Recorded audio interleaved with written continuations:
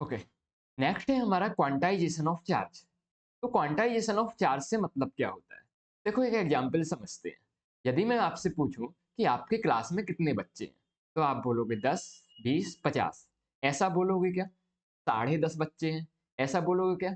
2/3 बच्चे हैं। ऐसा बोलोगे क्या? 16/7 बच्चे हैं। मीन्स क्वांटाइजेशन ऑफ चार्ज कुछ ऐसा होता है कि जैसे कि बच्चे हाफ या फिर फ्रैक्शन में नहीं हो सकते, वैसे ही किसी भी बॉडी में जो चार्ज होता है वो इलेक्ट्रॉन के इंटीग्रल मल्टीपल में होता है। ये जैसे कि यदि इसका फॉर्मूला लिखें तो Q equal to N into E, जहां पर n क्या है? n एक इंटीजर वैल्यू होगी हमेशा, मतलब 1 हो सकती है, 2 हो सकती है, 5 हो सकती है, -10 हो सकती है। ठीक है। लेकिन चार्ज एक बॉडी से दूसरी बॉडी में जाएगा तो इलेक्ट्रॉन जाएगा। इलेक्ट्रॉन जाएगा तो ऐसे जाएगा, 10 जाएगा, 50 जाएगा, 20 जाएगा, 30 जाएगा। ऐसा नहीं हो सकता कि 2/3 इलेक्ट्रॉन दूसरी बॉडी में चला गया। ठीक है, ऐसा नहीं होता है। तो क्वांटाइजेशन ऑफ चार्ज से सीधा सा मतलब हमारा ये है कि यदि किसी भी बॉडी में इलेक्ट्रॉन है या फिर कुछ चार्ज है, तो सबसे फंडामेंटल यूनिट जो इलेक्ट्रॉन है इसके इंटीग्रल मल्टीपल में होगा। ओके। जैसे कि बच्चे 5.5 नहीं हो सकते, वैसे ही किसी बॉडी में प्लस 5.5 इलेक्ट्रॉन के बराबर चार्ज नहीं हो सकता, या तो 5 इलेक्ट्रॉन के बराबर होगा या फिर 6 इलेक्ट्रॉन के बराबर होगा। ठीक है, तो इसका फॉर्मूला बन जाता है Q equal to n e. इससे एक दो क्वेश्चन बन जाते हैं, याद रखना है। ठीक है। जैसे कि यदि हम कोई आपसे पूछता है, एक कूलाम्ब चार्ज में कितने नंबर ऑफ इलेक्ट्रॉन होंगे? ठीक है, एक कूलाम्ब चार्ज में कितने नंबर ऑफ इलेक्ट्रॉन होंगे? यदि कोई ये आपसे पूछेगा तो कैसे करेंगे? तो हम फॉर्मूला लिखेंगे Q equal to n e. Charge एक कूलाम्ब है तो चार्ज की जगह पे लिख देंगे एक कूलाम्ब। एन यानी कि नंबर ऑफ इलेक्ट्रॉन, ये हमें कैलकुलेट करना है। और एक इलेक्ट्रॉन का चार्ज हमें पता है 1.6 इंटू 10⁻⁻19 कूलाम्ब होता है। ओके। अब देखो -1.6 होता है, पर माइनस मैंने इसीलिए नहीं लिखा है क्योंकि माइनस उसके नेचर को दर्शाता है। ठीक है, लेकिन हमें नंबर कैलकुलेट करना है तो नंबर तो जनरली पॉजिटिव ही होता है, इसलिए हमने चार्ज का केवल मैग्नीट्यूड लिया। ठीक है। अब देखो इस साइड ये चीज मल्टीप्लाई में है तो दूसरी साइड जाएगी तो नेगेटिव, वो डिवाइड में आ जाएगी। तो देखो 1/1.6 इंटू 10⁻⁻19। ऊपर 1 कूलाम्ब था, नीचे ये कूलाम्ब हो गया, कूलाम्ब से कूलाम्ब कैंसिल हो गया, इक्वल टू बचा n। तो ये चीज को कैलकुलेट करके जितना आएगा वो क्या कहला जाएगा? हमारे 1 कूलाम्ब चार्ज में इतने इलेक्ट्रॉन होंगे। तो कैसे कैलकुलेट करेंगे, चलो करते हैं। ये 1/1.6 इंटू 10⁻⁻19 में से 10⁻⁻19 यदि डेनोमिनेटर में है तो न्यूमरेटर में जाएगा तो कितना हो जाएगा? 10⁻19 हो जाएगा। मैं आपको कैलकुलेट करना बता रहा हूँ कि फिर इसकी चीजें कैलकुलेट कैसे करते हैं। अब देखो 1 में से 1.6 कैलकुलेट करने के लिए हम ऐसा करें कि एक 10 उधार ले लें 10⁻19 से, तो यहाँ पर बचेगा 10⁻18 और अपॉन डेनोमिनेटर में आ जाएगा 1.6।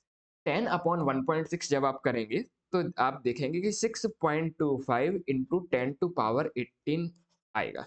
तो एक कूलाम्ब चार्ज में कितने नंबर ऑफ इलेक्ट्रॉन होते हैं? 6.25 इंटू 10⁻18 इलेक्ट्रॉन होते हैं, मतलब करोड़ों खरबों से बहुत ज्यादा इलेक्ट्रॉन होते हैं एक कूलाम्ब चार्ज में। ठीक है। तो एक कूलाम्ब चार्ज कितना होता है, थोड़ा बहुत आइडिया लगा होगा। तो क्वांटाइजेशन ऑफ चार्ज में हमसे ऐसे क्वेश्चन आमतौर पर आते रहते हैं कि एक तरफ हमें चार्ज दिया है कि ये चार्ज में कितने इलेक्ट्रॉन होंगे, तो आप बोलोगे कि Q इक्वल टू एनी वाले फॉर्मूले को कैलकुलेट करके निकाल लोगे। दूसरी चीज तरह का क्वेश्चन एक ऐसा भी आ जाता है कि मान लो पहला चार्ज है जो है जिसमें हमारे इलेक्ट्रॉन है कुछ 10 इलेक्ट्रॉन। दूसरा है जिसमें कुछ हमारा चार्ज है -50 e के बराबर। तीसरा है कुछ जिसमें हमारा चार्ज है 300 e के बराबर। और चौथा है जिसमें हमारा चार्ज है 371.5 ई के बराबर।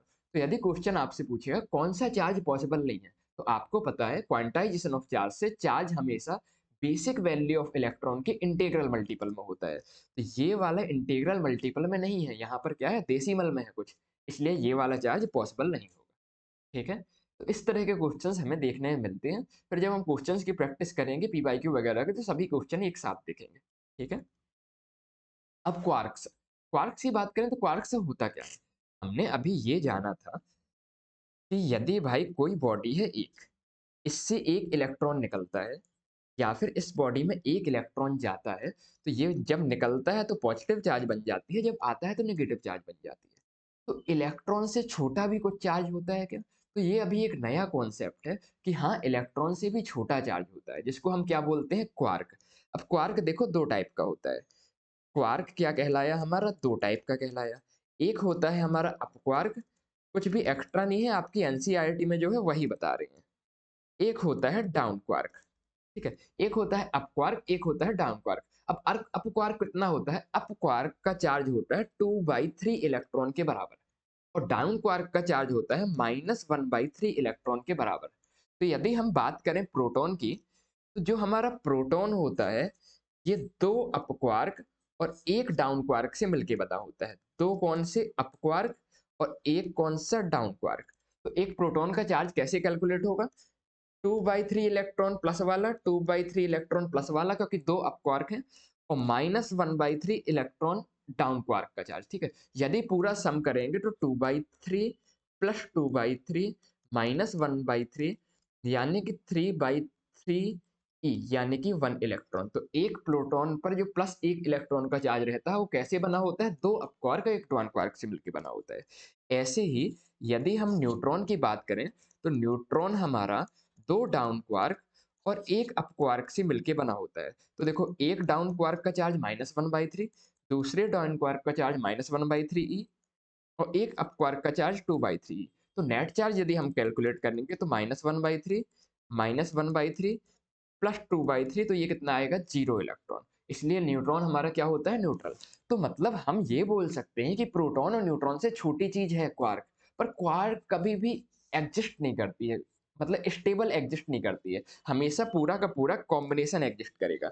मतलब या तो 2 अप क्वार्क और 1 डाउन क्वार्क का कॉम्बिनेशन एग्जिस्ट करेगा, या फिर 2 डाउन क्वार्क और 1 अप क्वार्क का कॉम्बिनेशन एग्जिस्ट करेगा, लेकिन चार्ज हमेशा क्वांटाइज्ड होगा। ऐसा नहीं होगा 2/3 इलेक्ट्रॉन चार्ज इस पर है, ये पूरी की पूरी चीजें साथ में होंगी, ठीक है? तो इलेक्ट्रॉन क्वांटाइज्ड रहता है, मतलब किसी भी बॉडी में चार्ज एक इलेक्ट्रॉन के चार्ज के इंटीग्रल मल्टीपल के बराबर होता है, ठीक है? तो ये था हमारा क्वांटाइजेशन ऑफ चार्ज।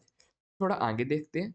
इस चैप्टर में आगे चलते हैं तो हमारा आते हैं मेथड ऑफ चार्जिंग, मतलब हम किसी भी बॉडी को कैसे कैसे चार्ज कर सकते हैं। तो मेथड ऑफ चार्जिंग में हमारे 3 तरह के मेथड्स हैं। पहला मेथड कौन सा है? बाई रबिंग, मतलब एक दूसरे के ऊपर रब करके हम कैसे चार्ज कर सकते हैं। दूसरा मेथड है हमारा बाई टचिंग, मतलब एक चार्ज बॉडी से दूसरी बॉडी को टच करके हम चार्ज कर सकते हैं, इसको बोलते हैं इंडक्शन कंडक्शन। और तीसरा मेथड है इंडक्शन, मतलब दो बॉडी में से एक चार्ज होती है, एक चार्ज नहीं होती है, ठीक है? तो बिना इन लोगों को टच किए भी जो अनचार्ज बॉडी है उसको हम चार्ज कर सकते हैं, इसको हम क्या बोलते हैं? इंडक्शन। तो इन तीनों मेथड ऑफ चार्जिंग को थोड़ा सा डिटेल में देखते हैं, ठीक है?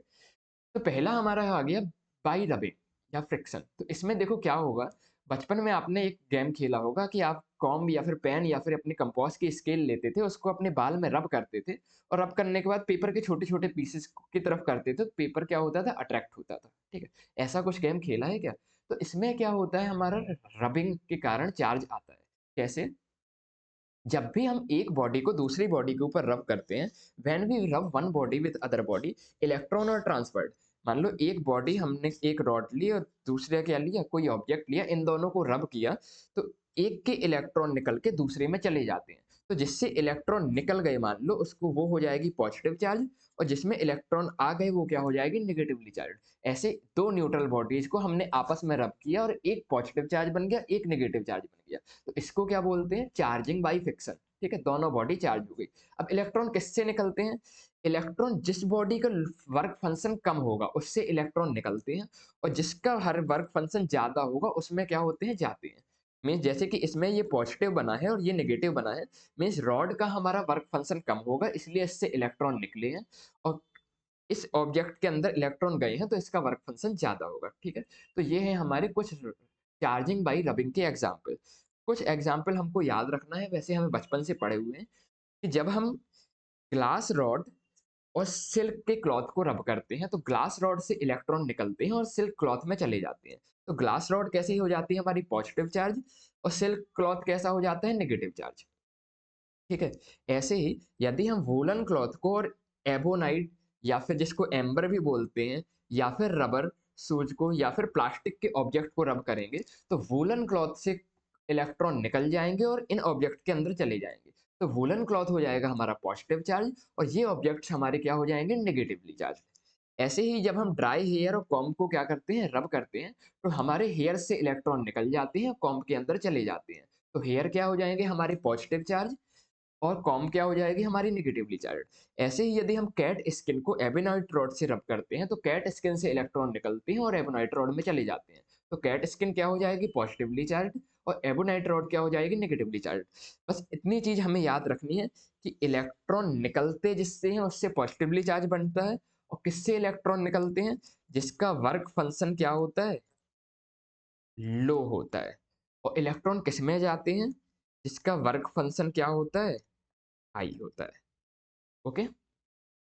तो ये था हमारा चार्जिंग का पहला मेथड जिसमें हम रब करके क्या कर रहे थे इलेक्ट्रॉन्स को चार्ज कर रहे थे। दूसरा मेथड है हमारा चार्जिंग बाई कंडक्शन। ठीक है। तो चार्जिंग बाई कंडक्शन में क्या होता है हम बॉडी को टच करके चार्ज देते हैं। जैसे कि एक बॉडी है मान लो हमारी पॉजिटिवली चार्ज। ठीक है इस बॉडी पे मान लो हमारा पॉजिटिव चार्ज है और ये दूसरी हमारी न्यूट्रल बॉडी है। यदि हम इन दोनों बॉडी को टच कर देंगे तो पॉजिटिव चार्ज कुछ पॉजिटिवली चार्ज बॉडी से न्यूट्रल बॉडी में आ जाएगा। ठीक है तो इसको बोलते हैं चार्जिंग बाई टचिंग कि हमने एक पॉजिटिव चार्ज बॉडी थी शुरुआत में और दूसरी न्यूट्रल बॉडी थी। तो पॉजिटिवली चार्ज बॉडी से हमने न्यूट्रल बॉडी को टच कर दिया तो कुछ क्या होगा पॉजिटिव चार्ज की तरफ इसके इलेक्ट्रॉन क्या हो गए ट्रांसफर हो गए। तो ये बॉडी भी क्या हो गई पॉजिटिवली चार्ज हो गई। तो ऐसे में दोनों बॉडी क्या हो गई हमारी पॉजिटिवली चार्ज हो गई। दूसरी बॉडी पॉजिटिवली चार्ज कैसे हुई होगी इसमें से कुछ इलेक्ट्रॉन निकल के पॉजिटिव बॉडी की तरफ चले गए होंगे। ठीक है तो इस मेथड को हम बोलते हैं चार्जिंग बाई कंडक्शन। थोड़ा पढ़ लेते हैं। The process of transfer of charge by contact of two bodies known as conduction. Now, if a charged body is contact in is put in contact with uncharged body, जब एक positive charge body को contact में रखते हैं uncharged body से तो uncharged body भी charge हो जाती है। क्यों क्योंकि इलेक्ट्रॉन का ट्रांसफर होता है। इसको बोलते हैं चार्जिंग बाई कंडक्शन। ठीक है। क्या नेगेटिवली चार्ज भी आ सकता है बिल्कुल। मान लो ये इस बार नेगेटिवली चार्ज रॉड रॉड थी और यहाँ पर न्यूट्रल बॉडी थी। जब इन दोनों को टच होगा तो क्या होगा इस बॉडी से इलेक्ट्रॉन नेगेटिव वाली से निकल के कुछ इस बॉडी में चले जाएंगे इनको टच करने पे तो इस पे कुछ इलेक्ट्रॉन हो जाएंगे तो दोनों क्या हो जाएगी नेगेटिवली चार्ज बॉडी हो जाएगी। ठीक है तो ये था चार्जिंग बाई कंडक्शन। तीसरा मेथड इसके चार्जिंग ऑफ कंडक्शन के कुछ पॉइंट्स हमें याद रखना है। ठीक है ऑब्जेक्टिव के हिसाब से थोड़ा सा पता होना चाहिए। तो देखो charge body lose some electron charge body क्या करती है कुछ इलेक्ट्रॉन लूज करती है या फिर गेन करती है। देखो पहले चीज में क्या हो रहा था पहले केस में हमारा गेन हो रहा था इलेक्ट्रॉन को दूसरे केस में क्या हो रहा है इलेक्ट्रॉन का लूज हो रहा है। तो चार्ज इलेक्ट्रॉन्स के लूज या गेन से क्या होती है ये चार्जिंग होती है। ठीक है या तो चार्ज गेन होता है या लूज होता है। ओके। दूसरी चीज मान लो हम एक पॉजिटिव चार्ज बॉडी है इससे हमने दूसरी न्यूट्रल बॉडी को टच किया तो ऐसा नहीं होगा कि इसका पूरा चार्ज निकल के इस पे चला गया। ठीक है जितना इस पे चार्ज है इससे थोड़ा कम चार्ज ही इस बॉडी के अंदर जाएगा। ठीक है ऐसा कभी नहीं होगा कि पूरा चार्ज निकल के दूसरी बॉडी में चला जाए। तो ये यही दूसरा पॉइंट कहता है कि जो चार्ज ट्रांसफर होगा ये हमेशा थोड़ा कम होगा। ठीक है। दूसरा flow of charge depend on the potential difference. तो पोटेंशियल डिफरेंस हमारा नेक्स्ट चैप्टर है उस चैप्टर में हम डिटेल में पढ़ेंगे। अभी के लिए ये जो चार्ज ट्रांसफर होता है ये क्यों होता है दोनों बॉडीज के पोटेंशियल डिफरेंस के कारण ये चार्ज का ट्रांसफर होता है। अब चार्ज का ट्रांसफर किस डायरेक्शन में होता है इसके लिए जो पॉजिटिव चार्ज होता है हमारा ये हायर पोटेंशियल से लोअर पोटेंशियल की तरफ होता है। ठीक है और जो नेगेटिवली चार्ज होता है ये लो पोटेंशियल से हाई पोटेंशियल की तरफ ट्रांसफर होता है। ठीक है तो ये कंडक्शन के कुछ पॉइंट्स हैं याद रखना है। अपन चलते हैं चार्जिंग के थर्ड मेथड में जो है चार्जिंग बाई इंडक्शन। देखो इसमें क्या होता है चार्जिंग बाई टचिंग में हो क्या रहा था कि हम क्या कर रहे थे बॉडी को टच कर रहे थे जब चार्ज का ट्रांसफर होता है हो रहा था। इस मेथड में क्या होता है हम बिना बॉडी को टच किए ही चार्ज क्या करते हैं इंड्यूज करते हैं। कैसे मान लो कि ये कोई पॉजिटिवली चार्ज बॉडी है इसको हम किसी न्यूट्रल बॉडी के पास आए और ये न्यूट्रल बॉडी कैसी है कंडक्टिंग बॉडी है। ठीक है नॉन कंडक्टिंग में नहीं होगा कंडक्टिंग बॉडी है तो कंडक्टिंग बॉडी में इलेक्ट्रॉन चल सकते हैं। तो देखो ये पॉजिटिव चार्ज की तरफ इलेक्ट्रॉन क्या हो जाएगा अट्रैक्ट हो जाएगा। तो इस तरफ क्या आ जाएगा इलेक्ट्रॉन आ जाएगा। यदि एक तरफ इलेक्ट्रॉन आ जाएगा तो दूसरी तरफ इलेक्ट्रॉन की डेफिशिएंसी हो जाएगी तो दूसरी तरफ क्या हो जाएगा पॉजिटिव चार्ज हो जाएगा। तो कभी कभी ऐसा क्वेश्चन भी आ जाता है क्या दो बॉडीज के बीच में अट्रैक्शन होने के लिए या फिर कोई अट्रैक्टिव फोर्स आने के लिए उसका चार्ज होना जरूरी है क्या? बिल्कुल नहीं। इंडक्शन से भी बॉडी इंड्यूस हो जाती है। अब देखो इस पॉजिटिव और इस नेगेटिव के बीच में क्या होगा? अट्रैक्शन होगा।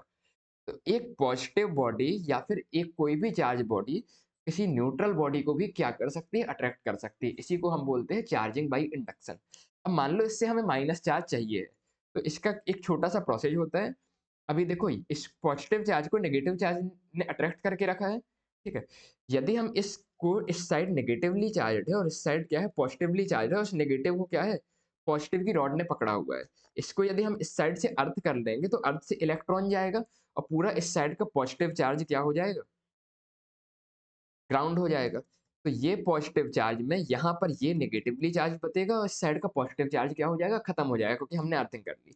अब हम जब इस रॉड को हटा देंगे तो ये नेगेटिवली जो चार्ज था ये पूरे में अब तो रॉड हट गई और ये सेम चार्ज है तो एक दूसरे को रिपल करेगा। तो रिपल करने के कारण ये क्या होगा? पूरा चार्ज पूरे स्फीयर में क्या हो जाएगा? फैल जाएगा।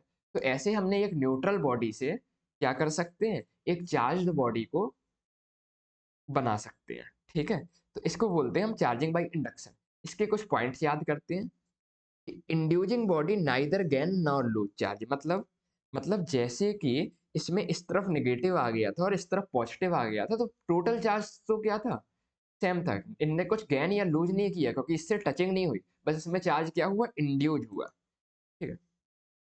The nature of individual charge is opposite to that of inducing charge. मतलब जब हम यहाँ पे पॉजिटिव रॉड लाए थे तो कौन सा इंड्यूस हुआ? इस साइड नेगेटिव इंड्यूस हुआ। ऐसे ही पॉजिटिव चार्ज से जब हमने अर्थिंग करके बनाया तो क्या हुआ? नेगेटिव वाले चार्ज की बॉडी बनी। वहीं पर यदि हम नेगेटिवली चार्ज की रॉड लाते तो नेगेटिवली चार्ज की रॉड क्या करती? इस साइड पॉजिटिव इलेक्ट्रॉन को रिपल करती, तो सारे इलेक्ट्रॉन इस तरफ आ जाते, पॉजिटिव इस तरफ हो जाता। फिर जब हम इसको अर्थिंग करते तो ये इलेक्ट्रॉन पूरे के पूरे अर्थ में चले जाते। फिर जिस रॉड ने हमें इंड्यूज किया है इस रॉड को हम हटा देते तो ये पॉजिटिव चार्ज पूरे में फैल जाता।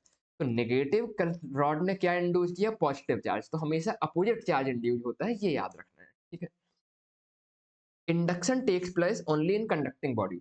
मान लो ये कंडक्टिंग बॉडी नहीं होती, नॉन कंडक्टिंग बॉडी होती तो इलेक्ट्रॉन एक तरफ से दूसरी तरफ नहीं जा पाते तो कोई भी इंडक्शन नहीं होता। इसलिए लिखा हुआ है induction only takes place in conducting bodies, ठीक है?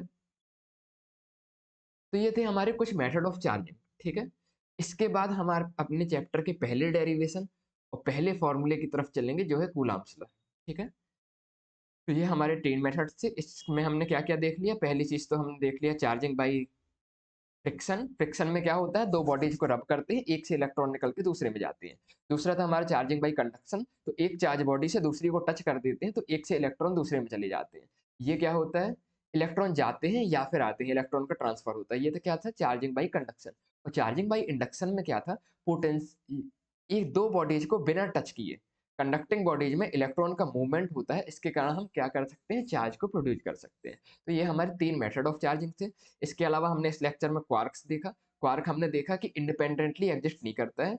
2 अप क्वार्क और 1 डाउन क्वार्क एग्जिस्ट करता है तब एक प्रोटॉन बनता है। 2 डाउन क्वार्क और 1 अप क्वार्क एग्जिस्ट करता है तो एक न्यूट्रॉन बनता है।